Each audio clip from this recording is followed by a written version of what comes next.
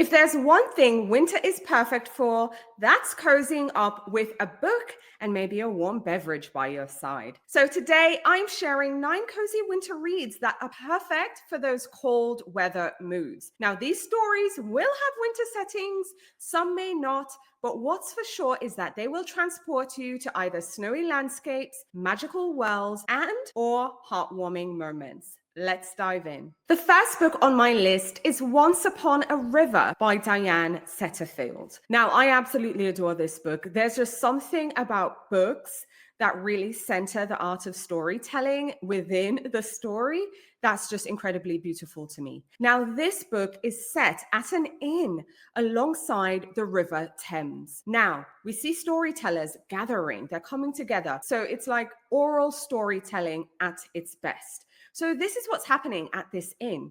But then we see a stranger arrive with seemingly a child who has passed away.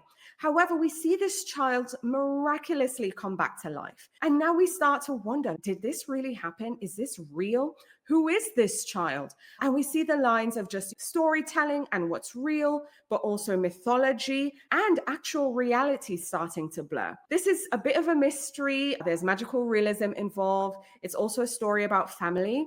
But more importantly, it's a story about stories and just the power of stories to heal and also transform lives. The second book on my list is The Bear and the Nightingale by Catherine Arden. Now, this one is set in medieval Russia, and this is just a novel that's incredibly enchanting, and it follows our main character, a young girl who has the ability to see spirits. And as she's navigating like this world that's caught between old world beliefs and gods and mythology and things, we also see that clashing with more new world and modern beliefs. Now, this is steeped in Russian folklore. It's filled with lots of wintry setting and wintry magic.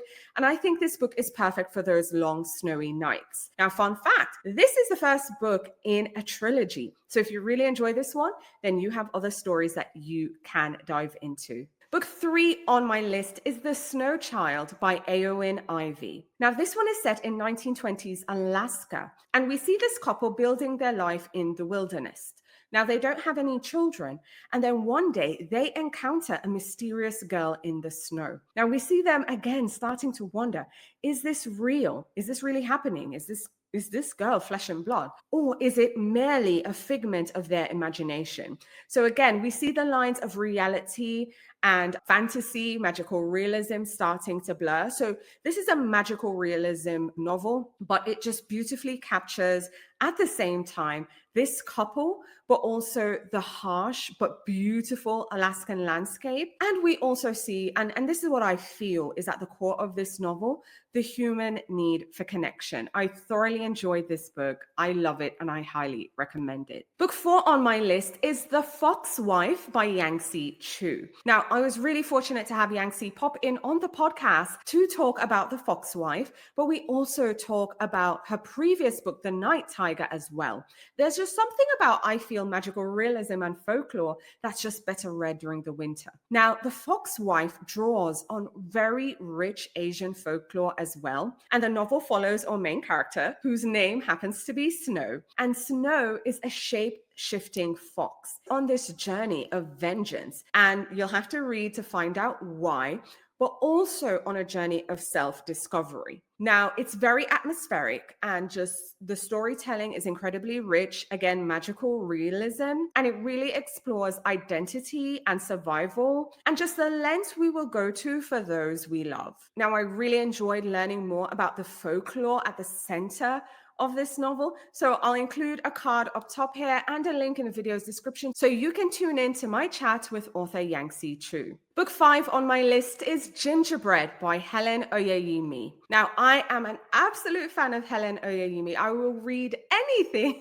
this author writes, and Gingerbread was just absolutely brilliant. Now, this is kind of I don't want to say it's a retelling because it's not really, but it takes elements from the classic tale of Hansel and Gretel. Now, this novel is surrealist to some degree, magical realism involved as well, and it just blends family secrets and this very magical gingerbread recipe. It's a story of just creating your own family, finding your place in the world. That's done so in a really beautiful way. Now we have this mom who makes this really magical gingerbread recipe and a daughter who has no idea who she is and her true origins. Now something happens that makes her end up in hospital, and then the mom realizes, hey, I have to tell her where she's from and what's going on, and we see her being able to explore this magical world. I know it's not much to go off, but if you've read Helen Oyeyemi before, I think you'll be comfortable knowing that we're going in one direction, but we end up somewhere else. But I love the unique style, and I just feel it's truly an unforgettable read. Book 6 is The Winter Sister by Megan Collins. Now, this is a very atmospheric read. I just absolutely loved how it immersed me in the world. And it's a thrilling mystery that I think is perfect for winter or just any chilly evening, quite honestly. Now, the novel follows our main character, Sylvie, who is returning home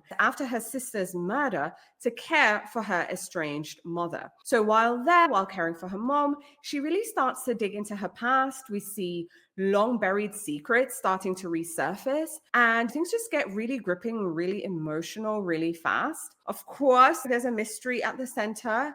It is a thriller after all, and we see all of that just unraveling. Again, this is incredibly atmospheric. So if you love those atmospheric reads, but you also want some mystery and thrilling elements as well, I think The Winter Sister is perfect for you. Book 7 on my list is A Wild Winter Swan by Gregory Maguire. Now, I'm fully aware even diehard Gregory Maguire fans are divided on this book, but I really enjoyed it. Now, to give you some background, this is inspired by Hans Christian Andersen's The Wild Swans. So the novel itself tells a story of our main character, Laura, who is a teenager who's going through a lot. And then one day she discovers a one-winged swan boy on her roof. Now, I forgot to give you context. This is set like in the 1960s. It's set in New York. And it's really a tale of just like family, loss.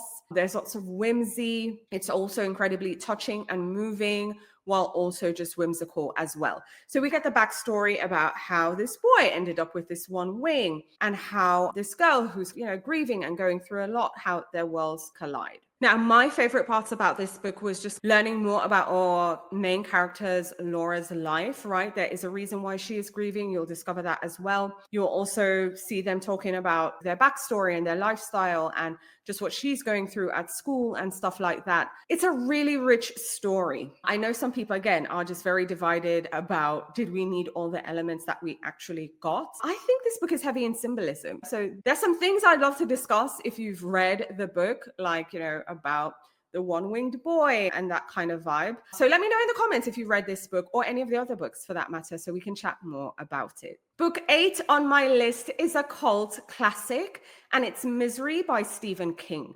Now, I feel this psychological thriller needs no introduction, okay? None whatsoever. There's even a movie made about it. I actually think I might do a book to screen adaptation review on this one on the channel. But just in case you're not familiar, because you know what? It's okay. They're books that fly by us. In Misery, we have a best-selling author who is being held captive by his number one fan.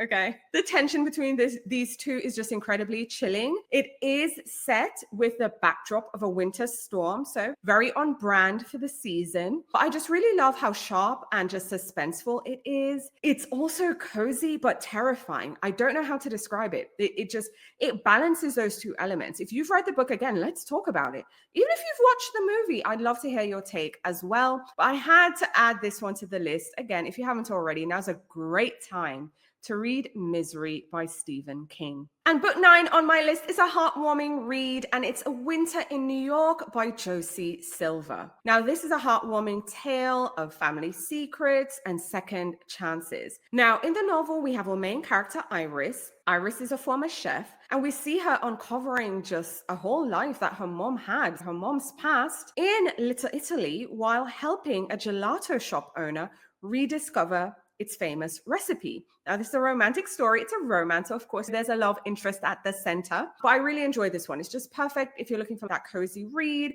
with food and love and just the cozy, wintry New York setting. So it's a perfect sweet but messy romance you just might need this winter. All right, so there you have it, 9 cozy winter reads to curl up with this winter. Now let me know in the comments which book caught your attention. If you've read any of these, I'd love to hear from you as well. So leave us a comment. And if you have books you'd love to add to this list, I'd love to hear from you too.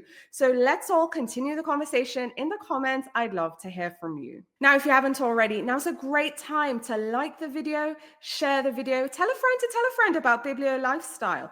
But more importantly, subscribe and hit that notification bell so you're the first to know what's new when I go live and when new videos are uploaded. Thanks for watching. Talk to you soon.